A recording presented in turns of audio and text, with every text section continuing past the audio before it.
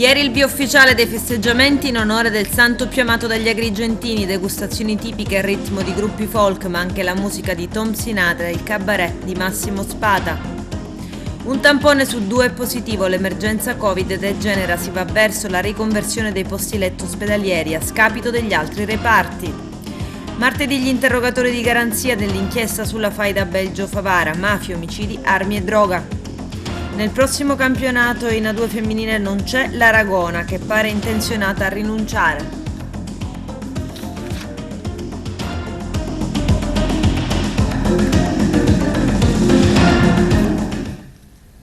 Bentrovati gentili telespettatori al nostro appuntamento con l'informazione. In apertura l'inizio dei festeggiamenti di San Calogero d'Agrigento. Ieri la 15ª edizione della manifestazione Uvenneri a Villa. La cerimonia inaugurale in presenza delle autorità civili e religiose, poi degustazioni tipiche, l'esibizione del musicista Tom Sinatra, del cabarettista Massimo Spada e diversi gruppi folk. Arturo Cantella.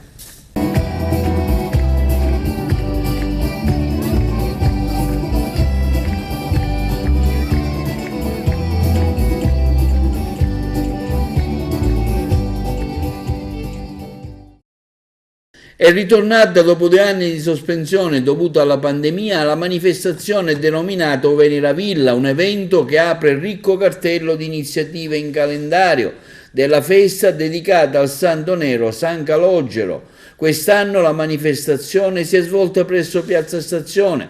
L'evento è stato un momento per stare insieme che ha caratterizzato particolarmente l'inizio della festa del Santo Nero, offrendo ai partecipanti cibo da strada, tanta musica, ma anche una torta cannolo mega fatta dallo chef Giovanni Mangione, che ha inaugurato la serata con la distribuzione di tanti cannoli a cura dell'associazione Chef Agrigentini. Alle 20, quindi, dopo l'inaugurazione, la degustazione dei prodotti tipici agrigentini, dei panini di San Calogero, la salsiccia, la distribuzione dei prodotti caseari locali. Quindi si è passati allo spettacolo, presentato dal collega giornalista Davide Sardo, che ha visto tanti protagonisti. Tom Sinatra ha mandato un videomessaggio nell'impossibilità di essere presente alla manifestazione, quindi la bella esibizione di Massimo Spada, che ha anche raccontato le sue barzellette. Quindi quartet folk, i Tammura di Girgenti, l'orchestra dei maestri siciliani agrigentini, i gruppi folcloristici Fiori del Mandorlo e Gergente, l'orchestra I Picciotti da Purtedda, i maestri Riccardo Pancucci e Francesco Porretta, Gloria Graziano e i bambini dell'associazione Saieva Ollus. Ricordiamo che giorni fa Marcello Giavarini, nella sua qualità di ex presidente della squadra di calcio dell'Akragas, effettuò una donazione proprio al comitato organizzatore dell'evento, donando 7.500 euro per la buona riuscita dello stesso. Allora, dopo 2 anni, come hai detto bene, si ritorna di nuovo con le antiche tradizioni. Prima di tutte che apre la festa è questo Uvenneri a Villa, che quest'anno diciamo che abbiamo messo su uno spettacolo molto gradevole e con artisti di un certo livello. La presenza delle persone qua vedo che è già abbastanza numerosa. Ora cominceremo e che dire, viva San Calò, mi raccomando a tutti quanti di osservare le direttive da parte delle autorità militari, civili, che ci hanno imposto una serie di restrizioni. Diciamo restrizioni, ma è giusto osservarle perché purtroppo il Covid ancora gira qui in mezzo a noi. Oggi mi hanno invitato i ragazzi perché di solito faccio la mega torta di San Calogero, per motivi anche di lavoro l'ho dovuto un po' trascurare. Poi i ragazzi mi hanno invitato anche per fare una piccola torta, diciamo rispetto a quella che faccio di solito, che si parla di 500-600 kg. Questa è una torta, penso, presumo un 250 kg, che è una torta cannolo, con un pan di Spagna, ricotta fresca di pecora, cialde di cannoli e poi della frutta candita. Ovviamente è il tema di San Calogero. Siamo qua con il mio staff, abbiamo fatto anche la chiesa di San Calogero fatta di polisterolo, poi fatta anche con una pettura di pasta di mandorla che sembra sabbia, cioccolato plastico, pasta di zucchero, comunque tutto commestibile. E oggi siamo qua abbiamo accettato volentieri l'invito e siamo qua che aspettiamo anche le persone che vengono a degustare la torta. Io in merito posso dire solo di essere molto felice di essere qui perché è la prima volta che mi chiamano per questi festeggiamenti. Felice di essere ad Agrigento. Agrigento storicamente è una piazza che che mi porta bene, e il pubblico agrigentino è un pubblico che mi ha sempre accolto con molto calore. Quindi felice di essere qui, felice di fare questa esperienza e soprattutto felice di ritornare a una pseudo normalità che ci ha visto prigionieri per 2 anni e mezzo. Una delle mie barzellette in questo momento, quella estemporanea, non l'avevo preparato.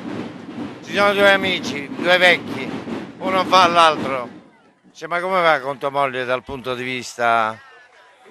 Ma dice: io mi scordai. Cioè, poi ogni volta che succede 5 minuti e finisce. Dice: no, io ancora, dice, ogni giorno è minimo 1 ora. Dice: ma come fai? È perché bisogna inventare dei giochi di ruolo. Noi adesso stiamo giocando che io sono il medico e lei la paziente. E dico: va bene, questo lo capisco, ma come fai a durare 1 ora? La faccio aspettare 55 minuti in sala d'aspetto.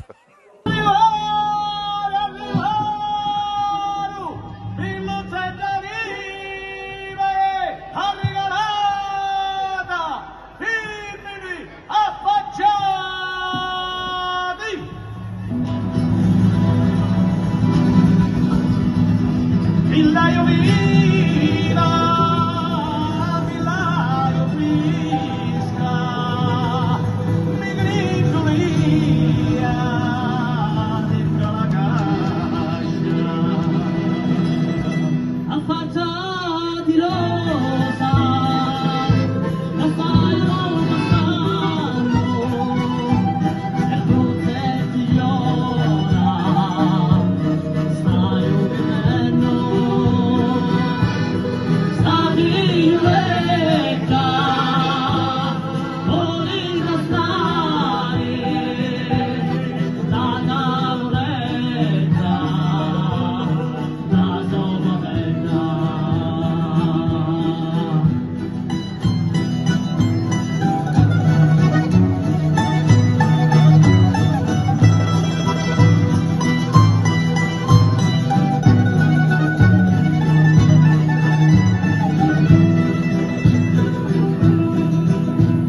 Maria, Maria, Maria, Maria di Cosigliaio, cacciando in sintonia, mi sento attesare il vita, il festigno dell'amore, cancellinga dei nostri cuori, sono silenzio di gioventù, tranchi sappano ai torneo.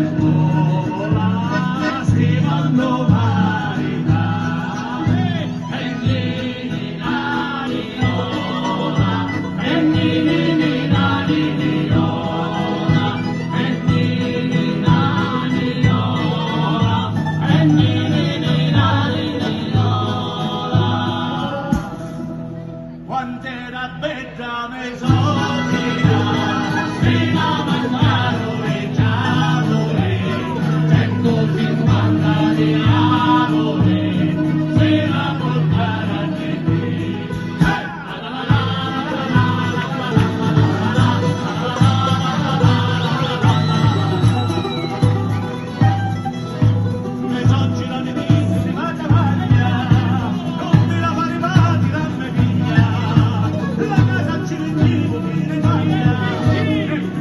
la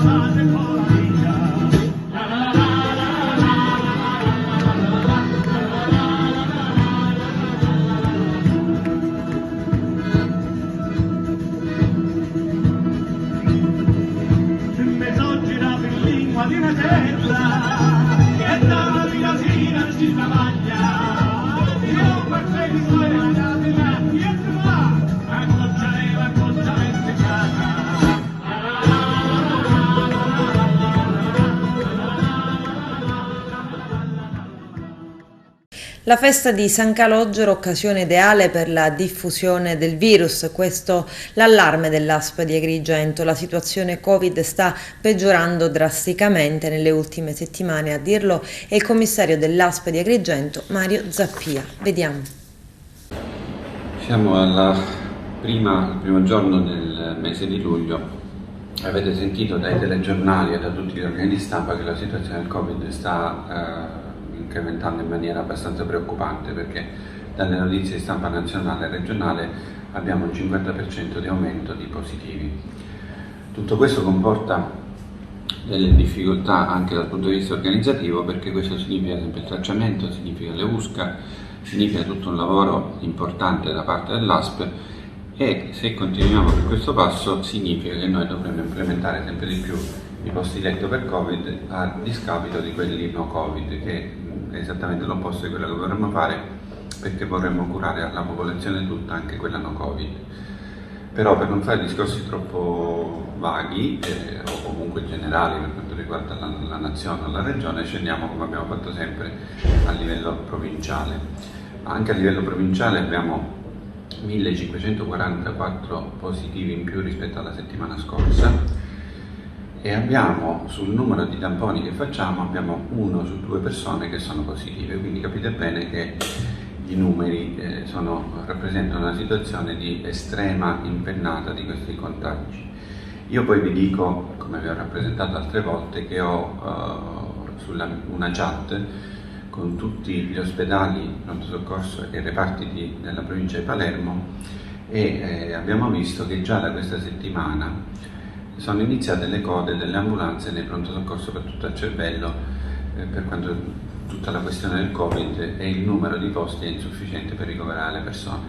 E siccome noi sappiamo che quello che succede a Palermo precede di una settimana, 10 giorni, quello che succede poi da noi, ovviamente proporzionalmente, mi sentirei di dire che dobbiamo prepararci anche noi a un momento ancora più difficile. Però questi sono i numeri, e questi numeri li capite anche voi, che ci fanno riflettere sulla situazione attuale. Un dato particolare è i ricoveri. I ricoveri in medicina non si sono modificati rispetto alla settimana scorsa, abbiamo -1 in medicina e -1 in terapia intensiva. Questa è la conferma del fatto che il vaccino ci protegge dalla malattia, ma ovviamente non ci protegge dal contagio. E questa è una fortuna, perché noi non ci ammaliamo, tranne quei casi di fragili, di multipatologici, di persone che non si sono vaccinate, però diventiamo positivi. Quindi abbiamo ben chiaro che ci protegge dalla malattia, ma non riusciamo a evitare i disagi che derivano dal fatto di essere positivi sul lavoro, a casa propria, con isolamenti e quant'altro. A questo si aggiunge questa settimana che viene, quindi il 3 e il 10, una bellissima manifestazione, anzi 2 bellissime manifestazioni, che sono la festività di San Calogero, che sono molto belle, però io sono abituato, sapete, sono un catanese, sono abituato a quello che succede durante la festa di Sant'Agata, che è una festa molto particolare, e ho visto che anche ad Agrigento il sovraffollamento è addirittura più marcato di quello della festa di Sant'Agata di Catania. E noi abbiamo manifestato, noi ci incontriamo spesso con Sua Eccellenza e con le forze dell'ordine, perché è stata creata molto opportunamente, molto sapientemente dalla nostra prefetta, è stata creata una task force che si riunisce non solo ad acta per le manifestazioni, ma anche per tutte le manovre o per tutti i correttivi particolari che devono essere fatti in occasione di eventi particolari, e questo è San Calogero. Per San Calogero, da quello che ho visto io, la condizione è estremamente favorevole a una diffusione enorme del virus, perché noi in questo momento, come sapete, abbiamo un numero di vaccinazioni di terze e quarte dosi che non procedono così come ci aspettiamo noi, perché abbiamo gli stessi numeri delle settimane scorse, sono 350 vaccinazioni quelle che vengono fatte totali, 174 terze dosi e 150 quarte dosi. Ricordiamoci che la terza dose serve per completare la protezione, la quarta dose serve per completare la protezione dei fragili. Quindi i numeri sono molto esigui. Abbiamo anche un iperafflusso di persone perché aumentano i turisti, ritornano i nostri parenti dall'estero, vengono a passare le vacanze qua e poi per decreto sapete che è finito il Covid e quindi si sono abbandonate tutte le precauzioni. Io mi sono permesso di sottolineare a Sua Eccellenza il Prefetto la necessità di raccomandare, e io lo faccio in prima persona come autorità sanitaria locale della provincia di Agrigento, sull'opportunità di, ovviamente non possiamo parlare di distanziamento, ma almeno indossare le mascherine, soprattutto per tutti quelli che portano la vara. Mi dicono essere 700 persone, non capisco come ci entrano, però magari faranno a turno, ma saranno appiccicati l'un l'altro. E quindi le condizioni per la trasmissione del virus capite bene che sono favorevolissime. E poi per quanto possibile, se io potessi raccomandare ancora anche agli altri, direi anche a tutte le persone che sono accalcate per quella manifestazione che se vogliono evitare di chiudere attività o di chiudersi in casa in un momento come quello dell'estate in cui ciascuno di noi vorrebbe godersi la festa, le vacanze, i nostri commercianti vorrebbero lavorare di più, anche a tutela di tutte le nostre attività, mi sentirei in dovere di raccomandare di utilizzare le mascherine. Capisco bene che l'obbligo non c'è più, però abbiamo già esperienza diretta che quando abbandoniamo queste misure di precauzione i numeri, li abbiamo esternati poco fa, esplodono, così come sta succedendo nella nostra provincia, in tutta la nostra regione e in tutta la nostra nazione. Passiamo ad altro perché qualche notizia veloce, quello che è successo questa settimana come segnalazioni da evidenziare in positivo, alcune, per esempio la nomina del dottore Fausto Crapanzano ha vinto il concorso di primario, direttore di OC della riabilitazione del nostro comune, del nostro ospedale di Agrigento, e quindi è una bellissima notizia, mentre invece su Ribera si sta proseguendo con quella destinazione, con quella finalizzazione che noi abbiamo dell'ospedale, perché si è fatta una seduta tecnico-operativa di lavoro per prepararci al primo ambulatorio di pneumologia che verrà fatto nella prima metà del mese di luglio. Quindi la nostra provincia, che ricorderete mancava delle malattie infettive, manca di pneumologia, inizierà dal prossimo mese, dal mese di luglio, che questo è in corso, ad avere la prima seduta di ambulatorio e poi proseguiremo con il reparto e con tutta l'assistenza che è necessaria per una popolazione che non può vedersi privata della pneumologia. Partiremo con le fibrosi polmonari, che sono malattie invalidanti, e con i disturbi respiratori del sonno, che sono molto importanti per gli autisti o per tutte quelle persone che per motivi di lavoro guidano per lavoro, appunto, hanno bisogno di essere in condizioni di salute. Salute e digitale, terza edizione del Forum Meridiano Sanità Sicilia al Castello Maniace di Siracusa. Vediamo. Ormai la competizione si vince sulla capacità di innovarsi e sulla capacità di digitalizzare il sistema. Noi partiamo da 3, non da 0, alcuni esempi significativi, l'Ismet o l'ospedale Cannizzaro. Abbiamo avviato una procedura di digitalizzazione anche per l'emergenza col 118, abbiamo tantissime risorse da spendere, 1,2 miliardi lo abbiamo già speso e impegnato per la sanità negli ultimi 5 anni. Noi crediamo che la Sicilia possa diventare anche un hub di turismo sanitario, credo che siamo vicini all'obiettivo, serve ambizione, serve fare squadra e in questo senso siamo mobilitati. Essere la prima grande regione italiana per comuni con servizio digitale di banda larga e ultralarga è un risultato straordinario. Quando ci siamo insediati nel 2017 la Sicilia aveva speso 1,5 milioni di euro.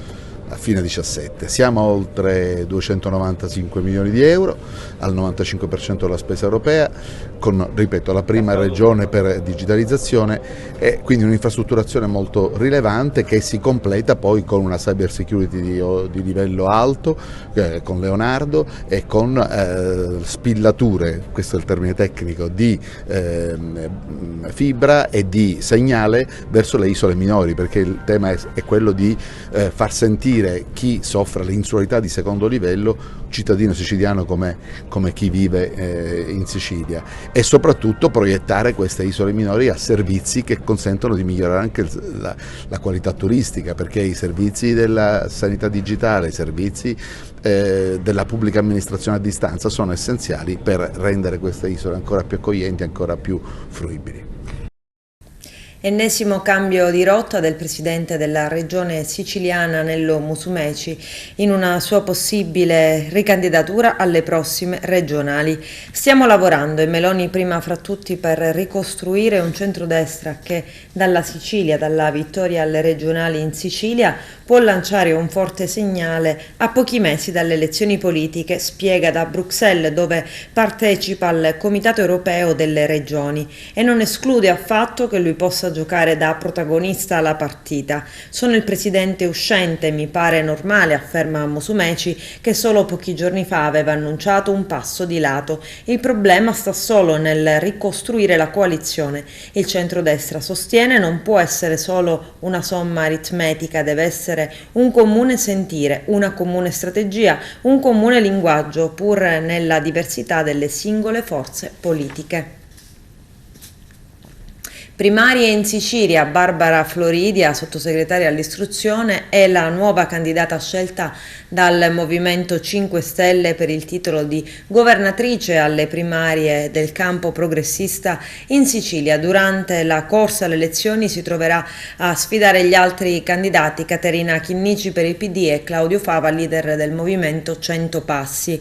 Floridia si è candidata alle primarie del centro-sinistra in Sicilia dopo la rinuncia obbligata di Giancarlo Cancelleri, sottosegretario alle infrastrutture, già candidato alla presidenza della regione per 2 volte per via del limite dei 2 mandati, su cui il garante Beppe Grillo si è dimostrato inamovibile. Floridia nasce a Messina, dove si è laureata in lettere moderne con il massimo dei voti, diventando in breve tempo docente di letteratura di italiano e storia. Vediamo. Presentata oggi presso la Sala Gialla dell'Ars in conferenza stampa la candidata del Movimento 5 Stelle, la sottosegretaria e senatrice Barbara Floridia alle presidenziali 2022. L'incontro con i giornalisti è stato presente, oltre che alla Floridia, anche il referente regionale per il Movimento 5 Stelle Nuccio Di Paola, la senatrice messinese Barbara Floridia, attuale sottosegretaria di Stato al Ministero dell'Istruzione, la candidata del Movimento di 5 Stelle per le primarie del Fronte Progressista, che individueremo il candidato della coalizione nella corsa alla presidenza della Regione Sicilia. Adesso si riparte, ha detto Floridia, da noi, dalla Sicilia. Ringrazio anche per la fiducia il nostro presidente Giuseppe Conte e i colleghi del Movimento 5 Stelle della Sicilia, che da anni in regione sono stati al servizio dei cittadini, lavorando con tanta passione. Perché io posso portare un valore aggiunto al gruppo dei nostri regionali che già hanno lavorato benissimo. Qual è il mio valore aggiunto? L'esperienza di governo anche in coalizione, e quindi noi vogliamo, per il bene della Sicilia e dei siciliani, avere più strumenti possibili, e in questo senso e in questo caso io credo di poter aggiungere al valore che già il nostro gruppo ha. Il percorso per in qualche modo non dico riunificare, ma trovare più armonia attorno al suo nome, quale sarà? C'è già, e questo è bello, già l'armonia intorno al mio nome è spontaneamente nata, sia dai colleghi che sono in Parlamento, al Senato, alla Camera, ma anche da tutti i regionali, ma soprattutto, mi permetta, da quella che noi chiamiamo la nostra base. C'è un entusiasmo che mi onora e mi riempie non solo di orgoglio, ma anche mi carica di responsabilità, e non li deluderò. C'è qualcosa che Conte le ha chiesto quando le ha comunicato la sua scelta? Gli ha detto vai tu? Cosa le ha dato un consiglio? Le ha detto qualcosa? Sii te stessa, è ciò che mi riesce meglio e siccome io sono il movimento, io sono dentro il movimento, io sono siciliana, io sono dentro la Sicilia, non ci poteva essere altra riflessione più bella di quella che mi ha detto, sii te stessa. Barbara Florida cosa può dare in più rispetto alla Chinnici e a Fava? Sicuramente credo di poter avere quella freschezza, permettetemi, anche quella semplicità di cui anche le persone hanno bisogno. Sono certa che sia la Chinnici che Fava mi affiancheranno se dovessi essere io e aggiungeranno la loro grande esperienza alla mia. Però forse la Sicilia adesso ha bisogno di persone energiche, giovani, fresche, che veramente vengono dalla vita comune. A Palermo la polizia ha eseguito 11 misure cautelari a carico di 6 maggiorenni e 5 minorenni, tutti stranieri magrebini, tranne un italiano, ritenuti componenti di una pericolosa banda criminale giovanile denominata Arab Zone, autori di molteplici aggressioni, alcuni con particolare violenza attraverso l'utilizzo di bottiglie di vetro rotte e bastoni ai danni di frequentatori del centro cittadino, tra cui molti minorenni, perpetrate tra il 7 gennaio e il 15 giugno. La banda, che ha alimentato paura e insicurezza tra i palermitani, si è avvalsa di profili social per diffondere messaggi e video sulle proprie prodezze. Tra i 6 maggiorenni, 5 sono in carcere, 1 ai domiciliari con braccialetto elettronico, poi al Malaspina 2 minorenni e gli altri 3 in una comunità. Si svolgeranno martedì mattina davanti al GIP del Tribunale di Agrigento Giuseppe Miceli gli interrogatori di garanzia delle 4 persone raggiunte da misura cautelare nell'ambito dell'operazione Mosaico Bis, seguita dalla squadra mobile guidata dal vice aggiunto Giovanni Minardi, che ipotizza un traffico di droghe e di armi tra Favara, Agrigento e Canicattì, in prosecuzione della nota inchiesta che ha fatto luce sulla lunga scia di sangue tra la Sicilia e Liegi in Belgio. Martedì mattina dunque saranno interrogati Gerlando Russotto, 32 anni di Favara, Stefano Di Maria, 30 anni di Favara e Luigi De Riu, 37 anni di Favara, Antonio Sortino, 27 anni, anche lui di Favara. I primi 3 si trovano attualmente agli arresti domiciliari, mentre a Sortino è stato applicato l'obbligo di dimora nel comune di Favara. I 4 sono difesi dagli avvocati Salvatore Virgone e Salvatore Cusumano. Sono 26 in tutto gli indagati. La procura di Agrigento, con il sostituto procuratore Paolo Vetro, aveva chiesto la cattura di tutti, domiciliari solo per le donne coinvolte, ma il GIP ha accolto solo parzialmente, disponendo solo 4 misure cautelari. L'indagine, cristallizzata tra il 2018 e il 2021, ipotizza un traffico di sostanze stupefacenti e di armi, principalmente a Favara, e rappresenta la naturale prosecuzione della ormai nota inchiesta Mosaico, che fece luce sulla scia di sangue tra la Sicilia e il Belgio.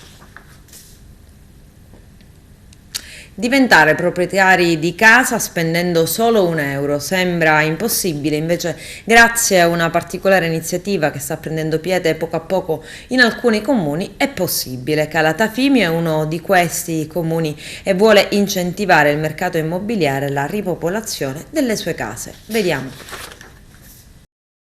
Arrivo da Brescia, località vicino al lago di Garda. Quando ho conosciuto la Sicilia qualche anno fa me ne sono innamorato. Ho visto che c'era la possibilità di acquistare abitazioni a €1, sono diventato matto. L'unica amministrazione che è stata in grado di mettermi nella condizione di scegliere e vedere realmente a distanza di 1200 km di abitazioni è stata Calatafimi Segesta. Chi non può conoscere questa città è sciocco, impossibile, perché la storia parla chiaro. C'è stata, e poi il modo di vivere che c'è qui si vive, in tante altre parti si sopravvive. Ecco perché ho deciso di acquistare. Il mio lavoro mi può permettere di lavorare sia a casa che anche a distanza, per cui vediamo gli sviluppi, se ci sarà la possibilità lavorerò anche qui direttamente. La sua seconda patria sarà Calatafimi Segesta? Dovrebbe essere la pseudo prima, più che la seconda, tranne luglio e agosto, perché voi qui lasciate acceso il riscaldamento in quei 2 mesi e costa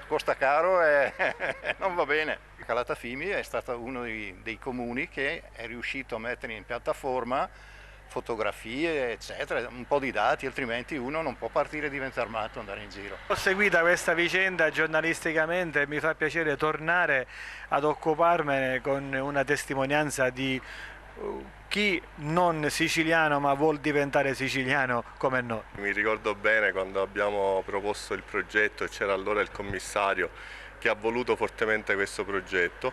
Gli uffici hanno lavorato e messo in atto tutte le loro competenze e forze al fine di riuscire ad arrivare ad ottenere dei risultati. A volte si lavora, si realizzano i progetti, però non si mette nei panni di chi poi deve guardarli e da lì trarre delle conclusioni. Posso confermarle, sono stati bravi.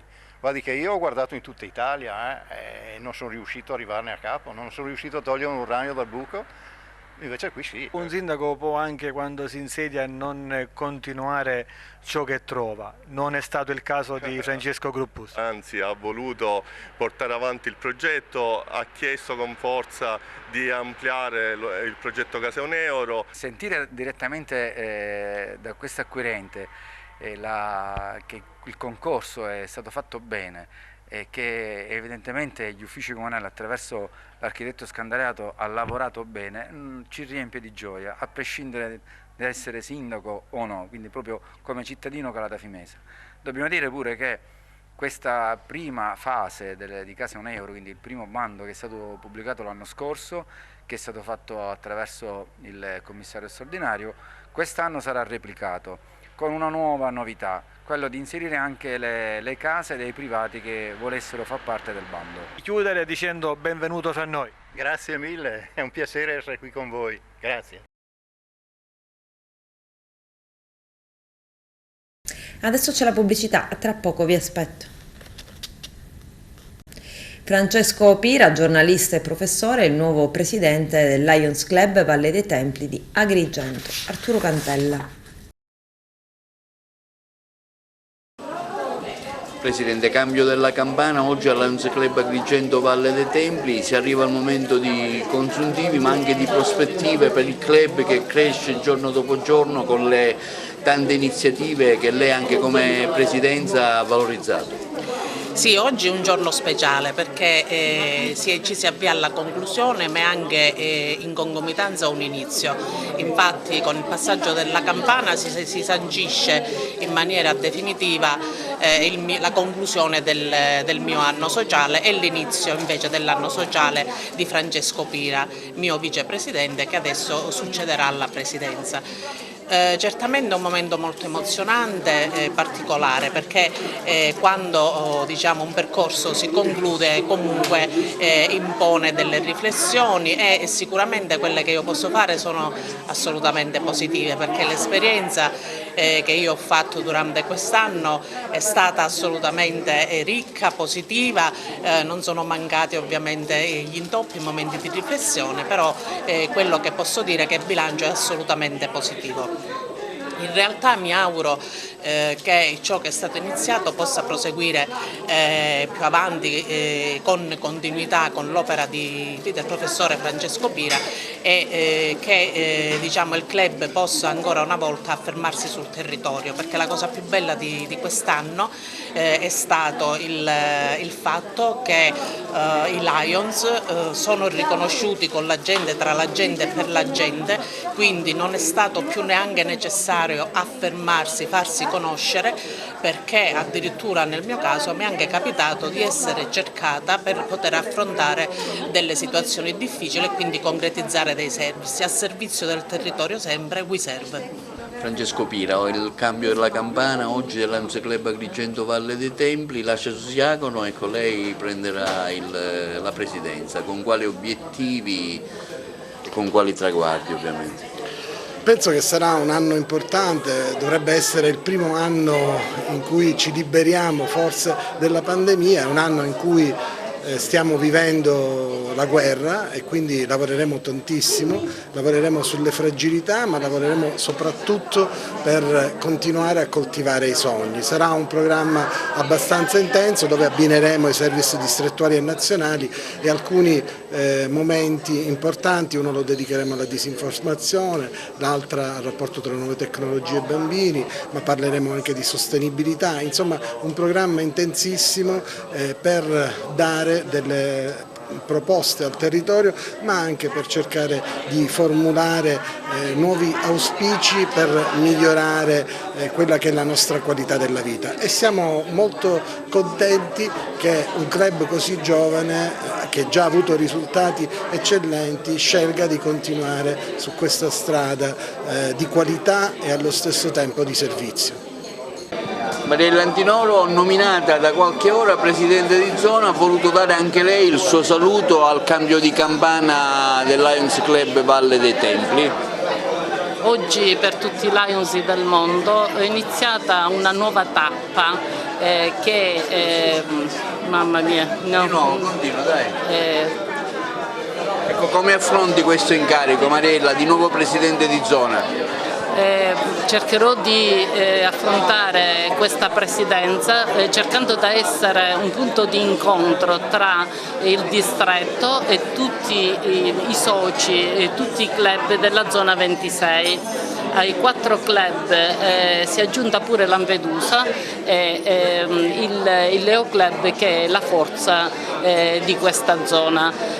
Starò accanto, non sarò solo una guida, ma camminerò a fianco di tutti i soci della zona, condividendo momenti di servizio, di amicizia, di rispetto e soprattutto cercando di restare connessi. Stasera al passaggio di campana del club Valle dei Templi abbiamo anche la presenza di Fra Giuseppe Di Fatta, il guardiano del convento Sant'Antonio, e il ministro regionale Ofsi di Sicilia.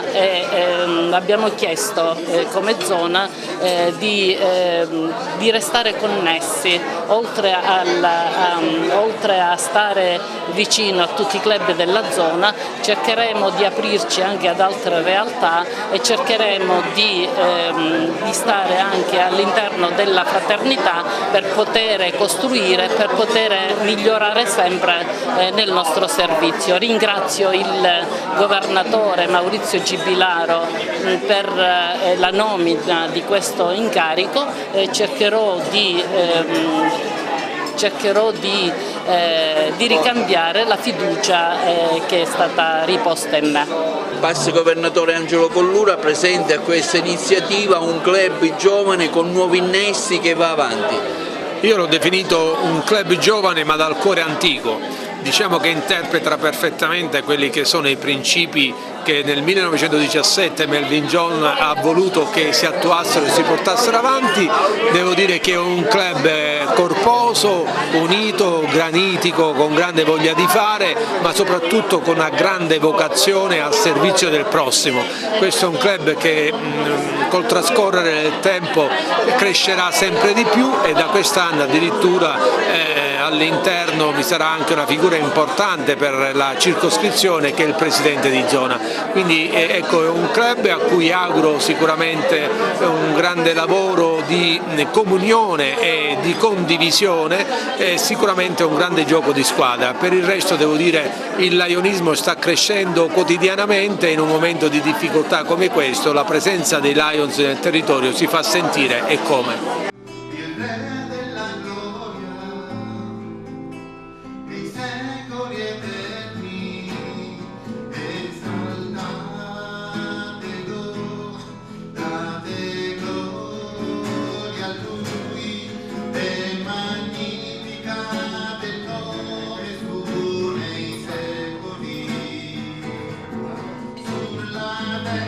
Sia pace a tutti gli uomini.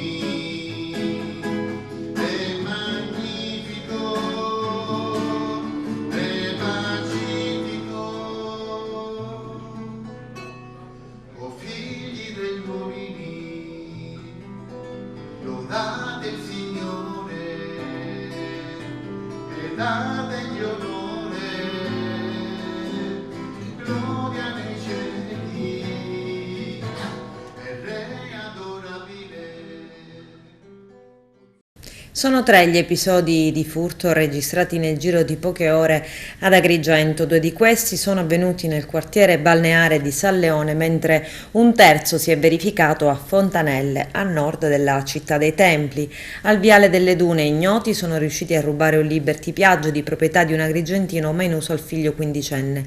Non poco distante da questa zona, in piazza Caratozzolo, vicino al porticciolo turistico, un altro Liberty è sparito. A Fontanelle invece ignoti hanno rubato un motore Honda di proprietà di un 72enne. Sugli episodi indagano i poliziotti della sezione volanti della questura di Agrigento. Escursioni in SUP nella riserva naturale orientata di Torre Salsa, gestita dal WWF, è una delle iniziative più apprezzate. Vediamo. Escursione in SUP nella riserva naturale orientata di Torre Salsa, gestita dal WWF, una delle iniziative estive promosse dall'associazione Paradise Agrigento, guidata da Angelo Licata. Si parte da Siculiana Marina, prossimo appuntamento sabato alle 9.30, alle 12.30 il rientro previsto. Escursione in uno dei posti più incredibili della nostra costa. Da quest'anno stiamo puntando molto su un'escursione fantastica. È la visita della riserva naturale di Torre Salsa. Oasi WWF è patrimonio naturalistico di incredibile bellezza. Noi adesso ci troviamo a Siculiana Marina, al Beach Club di Calamambrò, che è praticamente l'avamposto più vicino alla riserva naturale di Torre Salsa. Organizziamo escursioni come punto di partenza da questa spiaggia, che è ideale sia come cornice sotto il Monte Stella, e praticamente con 30 minuti di pagaiata ci troviamo già all'ingresso della riserva di Torre Salsa. Quello che possiamo ammirare durante l'escursione, oltre alla cornice, diciamo, della costa, le acque, sono i fondali che attraverso queste tavole, sono delle tavole gonfiabili adatte anche ai principianti, noi riusciamo a passare sugli scogli a pelo d'acqua praticamente, quindi riusciamo a vedere le tane, la fauna, la flora marina, dove altrimenti tu non puoi andare.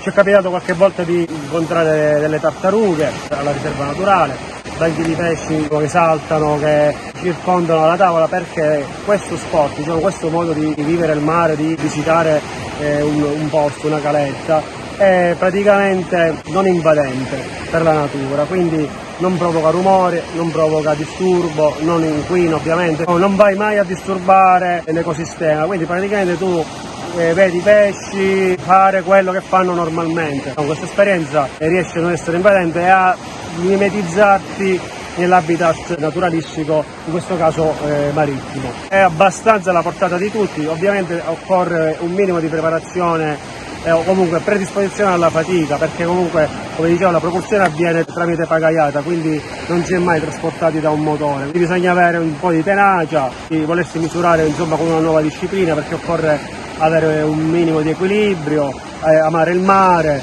volersi bagnare, sopportare un po' le temperature, il sole. Noi da quest'anno avremo la sede direttamente sulla spiaggia, proprio qui a Calamambrò, dove non solo effettueremo le partenze per la visita della riserva naturale, ma effettueremo anche corsi e noleggi, quindi chi volesse magari praticare un'escursione potrebbe per prima cosa approcciarsi tramite un corso con i nostri istruttori, spieghiamo le tecniche base per gestire l'attrezzatura, la sicurezza in mare, per come vivere al meglio questa esperienza.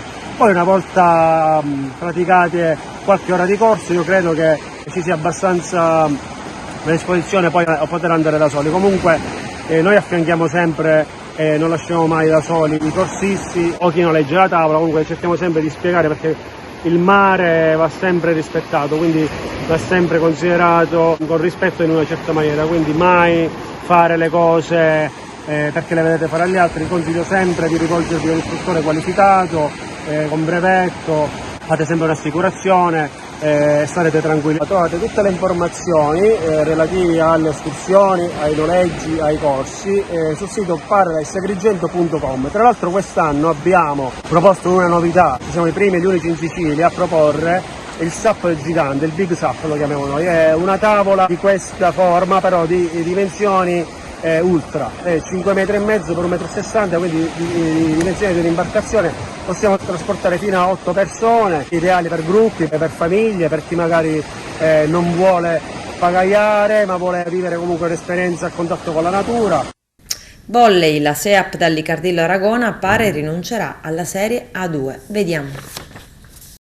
La squadra del presidente Nino Di Giacomo, la Pallavolo Aragona, rinuncia alla 2, al suo posto la ripescata Vicenza. L'incredibile salvezza di poche settimane fa è servita a poco, la formazione agrigentina non farà parte della seconda serie nazionale. La Pallavolo Aragona quindi non disputerà il prossimo campionato di Serie A2, pur avendo meritato la permanenza nelle categorie di volley femminile con una salvezza che ha del miracoloso. La notizia è venuta fuori scoperta quasi casualmente, indirettamente tramite il comunicato di una squadra che invece era retrocessa in B1, l'Antea Vicenza. La formazione veneta ha così annunciato la propria partecipazione alla seconda serie nazionale femminile anche per la prossima stagione pallavolistica, dando così continuità al progetto nato nel 2016 e cresciuto nel corso del tempo. Doverosa premessa, l'effettiva partecipazione al campionato avverrà solo dopo aver espletato correttamente gli adempimenti e le garanzie richieste e dopo il parere conclusivo di ammissione da parte degli organi competenti. Insomma, un vero e proprio peccato per una società agrigentina come l'Aragona, che nonostante le tante difficoltà ha dimostrato negli anni più volte di poter competere senza problemi con le avversarie nella seconda serie nazionale. Da parte nostra speriamo che il presidente Di Giacomo ci possa ripensare. Presidente Di Giacomo, il nostro auspicio nel pezzo che avevamo scritto era quello che in qualche modo ci fosse un ripensamento. Qual è la reale situazione e perché ha deciso questo? Perché non ci sono le condizioni per poter partecipare ad un campionato così impegnativo e oneroso, e di conseguenza ho deciso di ripartire da zero. Questa società, questa squadra quest'anno purtroppo la situazione del campo di gioco non ha avuto, tra le altre cose, un pubblico a seguito, quindi non interessava nessuno, quindi di conseguenza la migliore cosa era quella di fare un passo indietro. Quindi lei dice che anche la location è importante? Sicuramente. Sono dati che non mi invento, cioè dire quest'anno noi, a parte la partita col Marsala, eravamo proprio gli addetti ai lavori, e non è bello una squadra in Serie A che non ha un seguito, non interessa a nessuno, quindi perché devo insistere per fare qualcosa che non suscita interesse, perché una squadra, l'anima sono i tifosi. Quindi rispetto a quando si giocava ad Agrigento, addirittura ad Aragona, lei nota una differenza, diciamo, sostanziale, no? Quindi qual è il suo auspicio, Presidente, affinché possa in qualche modo cambiare idea? Enorme. No, assolutamente no. Non si può cambiare idea, perché una cosa del genere va programmata, va sostenuta, va incoraggiata. E onestamente io mi sono sentito solo, quindi avere addosso tutta questa responsabilità per poi non interessare a nessuno, questo non è bello. Quindi riparte da dove la squadra? Ma ripartiamo dal nostro settore giovanile, da dove eravamo partiti. Abbiamo noi un settore giovanile abbastanza numeroso, abbastanza interessante, quella è la nostra base. E quindi si ritorna a giocare ad Aragona? Ci saranno le condizioni poi, che ci sarà una casa, un campo di gioco, si può sempre programmare, ma purtroppo questa situazione che ci hanno tagliato proprio per 13 centimetri la possibilità di giocare ad Agrigento, dove poi tutto sommato al palazzetto Nicosia la gente veniva, ma Portembello proprio non so il perché. Va bene, Presidente, da parte nostra il nostro auspicio che lei ci possa ripensare e che da parte degli organi competenti ci possa essere un maggiore sostegno alla squadra.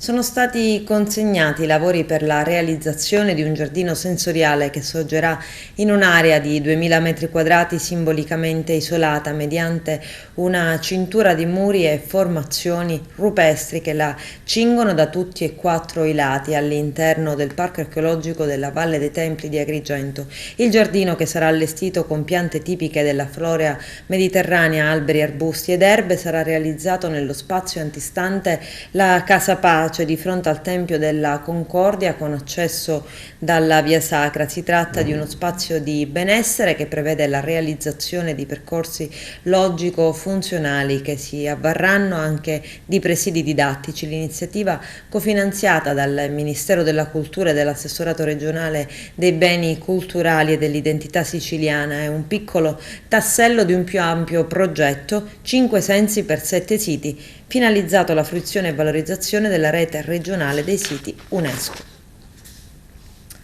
Isola pedonale a Torrefaro, Messina, la giunta Basile fa dietrofront. Vediamo. Anche quest'anno potremmo dire una sperimentazione, perché il commissario straordinario Santoro aveva adottato una delibera, voi avete modificato parzialmente quel provvedimento in attesa che ci possa essere anche un pronunciamento del Consiglio Comunale. Sì, esattamente, quando ci siamo insediati era già stata approvata, deliberata dal commissario l'istituzione dell'isola pedonale a Torrefaro, ma era già qualcosa di diverso anche rispetto a quella che era stata fatta dalla precedente amministrazione. Non ci ha convinto del tutto, anche perché abbiamo tenuto in conto dei suggerimenti e delle richieste che ci sono pervenute dal territorio durante i tour che abbiamo fatto in campagna elettorale, quindi l'abbiamo modificata prevedendola per il fine settimana dalle 18 alle 2 di notte e includendo anche Via Fortino, che non era stata prevista nell'area istituita dal commissario. Poi in pianta stabile, quando verrà approvato il PGTU e quindi avremo tutti gli strumenti urbanistici e di programmazione, è prevista la pedonalizzazione di Torrefaro come era originariamente prevista. Anche la sua pavimentazione è stata fatta all'epoca nell'ottica dell'assoluta pedonalizzazione, soltanto che poi le cose non sono andate come erano previste neanche dall'amministrazione ancora prima della nostra. Quindi successivamente sarà sicuramente così, ma ci arriveremo gradualmente istituendo anche i varchi elettronici, la ZTL e quindi modulando questo passaggio in modo tale da non essere traumatico per nessuno. Quest'anno abbiamo recepito quelli che erano i suggerimenti e le iniziative, le richieste che sono venute dal villaggio e dal territorio, abbiamo mantenuto l'isola pedonale perché è stata una sperimentazione comunque che è stata apprezzata sia dai residenti che dai villeggianti e l'abbiamo modulata in modo tale da non creare ulteriori difficoltà anche in considerazione del fatto che siamo già a fine giugno. Con questo è tutto, termina qui l'edizione del telegiornale. Grazie per la gentile attenzione, per essere stati con noi e buon weekend. A presto.